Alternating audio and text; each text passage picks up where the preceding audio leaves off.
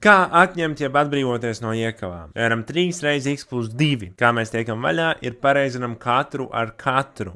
3 reiz x un 3 reiz 2. 3 reiz x plus 3 reiz 2, un tad sanāk 3 reiz x ir 3x, jo reizināšanas zīme vienkārši pazūd, un tad 3 reiz 2 ir 6. Tālāk šeit, kas ļoti svarīgi, ka mēs šo te skaitli kopā ar visu mīnus zīmi reizinam, jā? Ir mīnus 4 reiz x plus mīnus 4 reiz mīnus 3 ar visu mīnus zīmi. Mīnus 4 reiz mīnus 3, tad mīnus 4 reiz x ir mīnus 4x, un te mums ir mīnus reiz mīnus ir plus, un 4 reiz 3 ir 12. Tālāk, šeit x reiz x, un tad x reiz mīnus 1. Šādi te. Tad x reiz x, ja mēs divus skaidrus sareizinām, tas vienkārši būtu x kvadrātā. Plus reiz mīnus ir mīnus, un x reiz 1 ir x. Komentārā ierakst atbildi šim piemēram, un uzdevums ir atrasināts.